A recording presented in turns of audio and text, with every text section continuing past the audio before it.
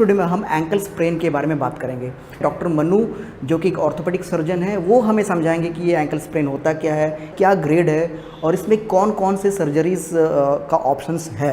और मैं आप लोगों को समझाऊंगा कि कौन कौन सा एक्सरसाइज करना चाहिए जब आपको सर्जरी की ज़रूरत नहीं है। मेरा नाम डॉक्टर मनु बोरा, मैं एक ऑर्थोपेडिक सर्जन और स्पोर्ट्स मेडिसिन एक्सपर्ट हूँ टीम ऑर्थो स्पोर्ट। सो दोस्तों, एंकल स्प्रेन एक बहुत ही कॉमन समस्या है। भाग रहे हैं, एकदम से आपका एंकल मुड़ गया, या आप सीढ़ी उतर रहे हैं, आपका पाँव फिसला, आपका एंकल मुड़ गया। और आपके एंकल पे जनरली जो स्प्रेन आता है वो एंकल जो फुट है वो अंदर की तरफ मुड़ता है। तो जो फिबुला है, जो छोटी वाली हड्डी है, जो लेटरल मेल्यूलस है, वहाँ बाहर की तरफ आपको स्प्रेन आता है। वहाँ पे सूजन हो सकती है, दर्द हो सकता है, फूल सकता है। एक बार ये स्प्रेन आया तो प्राइस थेरेपी करनी पड़ती है, PRICE, मतलब protection, R rest, I ice, C compression, E elevation. Initial treatment हमेशा प्राइस रहता है दोस्तों। ये करने से आपका इन्फ्लेमेशन, हीलिंग, धीरे धीरे इन्फ्लेमेशन कम होता है और हीलिंग एक्सीलरेट होती है। अब बात आती है कि आखिर किन लोगों में सर्जरी की ज़रूरत पड़ जाती है एंकल स्प्रेन के बाद। तो दोस्तों, एंकल स्प्रेन से क्या होता है, जब आपका एंकल ट्विस्ट होता है सो हमारे कुछ लिगामेंट डैमेज हो सकते हैं। लेटरल साइड मतलब बाहर की तरफ लिगामेंट रहते हैं। इनमें जो मेन लिगामेंट है वो है ATLF, एंटीरियर टैलोफिबुलर लिगामेंट, या कैल्कोनियोफिबुलर लिगामेंट, CFL। इन दोनों का डैमेज बड़ा कॉमन है।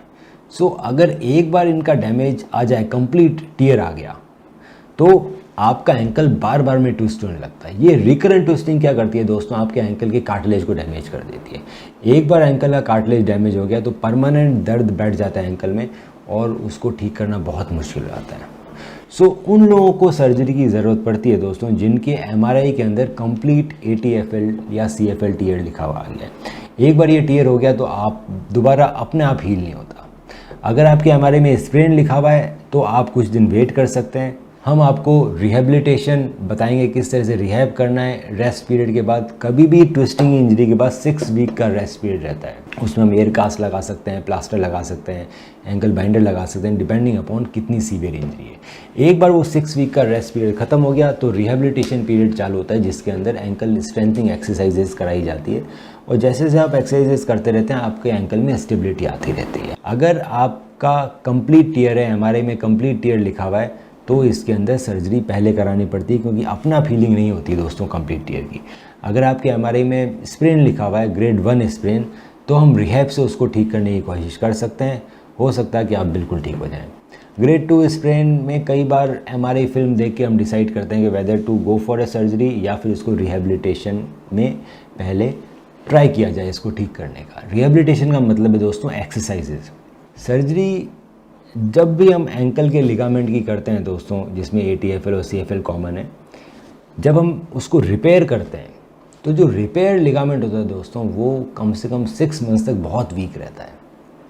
तो अगर मैंने बॉस्टम रिपेयर किया ATFL का, मुझे मालूम है कि वो 6 मंथ्स तक वो रिपेयर वीक रहेगा, तो मुझे उसे बचा के रखना पड़ता है। उसको बचा के रखने का एक तरीका तो ये है कि मैं 2 महीने तक प्लास्टर दूँ आपके पैर पे। प्लास्टर देने के बाद हम उस पर वेट नहीं डाल सकते, वेट डालोगे तो रिपेयर ख़राब हो जाएगा। 2 महीने बाद जब प्लास्टर हटेगा तब धीरे धीरे वेट डालना चालू करेंगे, धीरे धीरे रिहैब चालू करेंगे।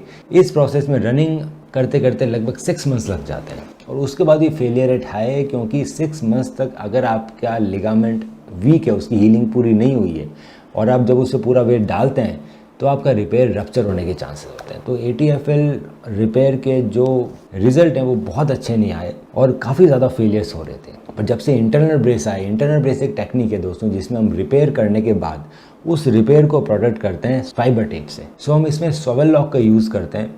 2 या 3 स्वेल लॉक लग सकते हैं डिपेंडिंग अपॉन कि आपका एक लिगामेंट का इंटरनल ब्रेस करना है या ATFL और CFL दोनों का इंटरनल ब्रेस करना है, और उसमें फाइबर टेप लग जाता है। ये कंस्ट्रक्ट क्या करता है, आपका जो बॉस्टम रिपेयर है, जो लिगामेंट का रिपेयर, उसको बचा के रखता है जब तक कि वो कमज़ोर है।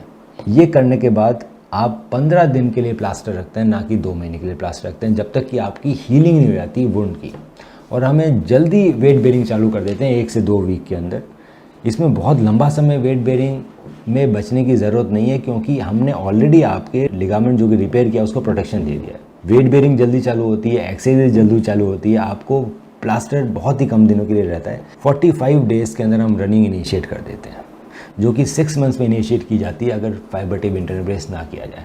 तो दोस्तों काफ़ी एडवांसमेंट आ गए हैं ज़रूर नहीं है सब लोगों में सर्जरी की ज़रूरत है। अगर आपको कोई भी डाउट है तो आप हमें अपनी MRI भेजिए व्हाट्सएप पे, उसका डिटेल में स्टडी करके हम बताएंगे कि आखिर क्या हम आपको बिना सर्जरी के ठीक कर सकते हैं, या अगर सर्जरी भी है तो आखिर कौन सी सर्जरी है जो कि सबसे अच्छी रहेगी। तो फ्रेंड्स, मान लीजिए कि आपको सर्जरी की ज़रूरत नहीं है, तो इसमें आपको क्या क्या एक्सरसाइजेस करना है, चलिए समझते हैं। तो सबसे पहला एक्सरसाइज है वो है ankle toe foot movement exercise. बहुत आसान है, सिंपली आपको एंकल को इस तरह से मूव करना है। ये देखिए, सामने की तरफ ले गए, फिर ऊपर की तरफ इसे खींच रहे हैं अपने फुट को, ठीक है। ये एक्सरसाइजेस धीरे धीरे आपके एंकल के आसपास जो भी किसी भी प्रकार का स्टिफनेस है उसको ये रिलीज़ करेगा। तो इसको जितना हो सके करेंगे, इसका कोई खास गिनती नहीं है, आप जितना ज़्यादा करेंगे उतना अच्छा है। तो फ्रेंड्स, जो अगला एक्सरसाइज है वो स्ट्रेचिंग एक्सरसाइज है। इसमें हमें अपने एंकल के आसपास की मांसपेशियों को स्ट्रेच करना है। तो बहुत आसान है, आपको एक तौलिया चाहिए या फिर आप एक बेडशीट से भी काम बना सकते हैं। सिंपली आप ये तौलिया को लेंगे और इसका जो बीच वाला हिस्सा है उसे आप बॉल ऑफ टोज़ इस पोर्शन में आप रख देंगे, और फिर तौलिए का जो दूसरा दोनों जो हिस्सा है आप अपने हाथ से पकड़ लेंगे, फिर आप इसे खींचेंगे। इस तरह से आप खींचेंगे तो आपको आपकी काफ मसल में यानी पिंडलियों में हल्का हल्का खिंचाव महसूस हो रहा होगा। इसे आप उस पॉइंट तक खींचिए जहां आपको एक कंफर्टेबल स्ट्रेचिंग फील हो रहा हो, और इस पोजीशन को आप कम से कम 30 सेकेंड यानी कि आधा मिनट या फिर 1 मिनट तक इसको होल्ड करके रखेंगे, फिर आप रिलैक्स छोड़ देंगे, ठीक है। क्योंकि ये स्ट्रेचिंग एक्सरसाइज है तो इसे हम लोग एक सेशन में 2 से 3 बार करने के लिए बोलते हैं। तो अब अगला जो एक्सरसाइज है वो स्ट्रेंथनिंग एक्सरसाइज है। इसके लिए मैं आपको रेकमेंड करूँगा, ये एक रेजिस्टेंस बैंड है जो रबर से बना हुआ है। अगर आप ये खरीदना चाहेंगे तो मैं लिंक डिस्क्रिप्शन में दे दूँगा, वहाँ से जाके आप खरीद सकते हैं। इसका जो बीच वाला हिस्सा है उसे आप बॉल ऑफ टोज़ में इस तरह से रख देंगे, ठीक है।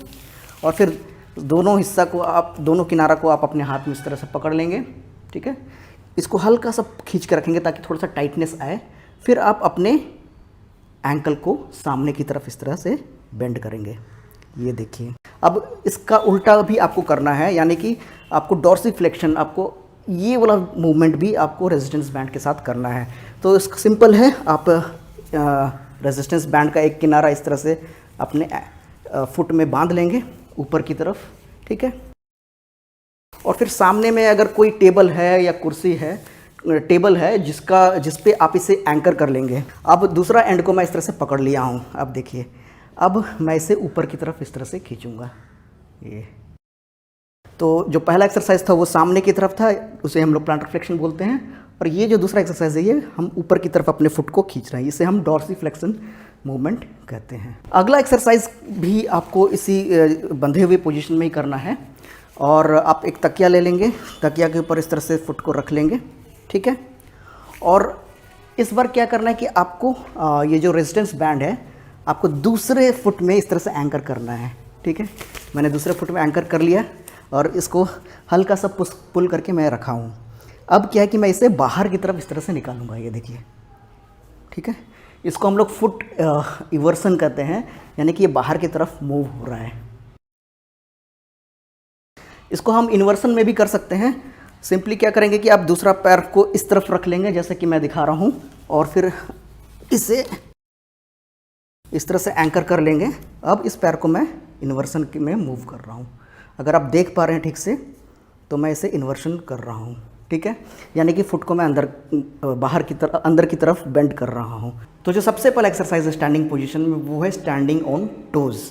तो सिंपली आपको स्ट्रेट खड़ा हो जाना है और फिर अपने टोज़ में इस तरह से खड़ा हो जाना है। ये देखिए, इससे क्या होगा कि एंकल आपका खुलेगा, एंकल में मूवमेंट हो रहा है और एंकल के आसपास जो मांसपेशियां हैं वो भी धीरे धीरे मजबूत होगा। तो इसका कोई स्पेसिफिक काउंट नहीं है, आप जितना हो सके उतना करें। तो जैसे जैसे इंप्रूवमेंट आएगा कुछ स्ट्रेचिंग एक्सरसाइजेस भी हमें करना है। तो एक्सरसाइजेस के लिए आपको दीवार के सामने इस तरह से खड़ा हो जाना है। मान लीजिए मैं इस पैर का स्ट्रेचिंग करना चाहता हूँ, काफ मसल्स का, ठीक है। तो मैं अपने जो राइट लेग है, राइट लेग को मैं सामने की तरफ इस तरह से रख दूंगा और फिर मैं आगे की तरफ इस तरह से बेंड होऊंगा, ठीक है। बेंड होकर के कम से कम इस पोजीशन को 10 सेकंड तक होल्ड करके रखना है, फिर आप रिलैक्स हो जाएंगे। फिर अगर मान लीजिए आप राइट लेग का करना चाहते हो तो राइट लेग को पीछे ले जाएंगे और लेफ्ट लेग को सामने की तरफ ले जाएंगे और फिर सामने आगे की तरफ इस तरह से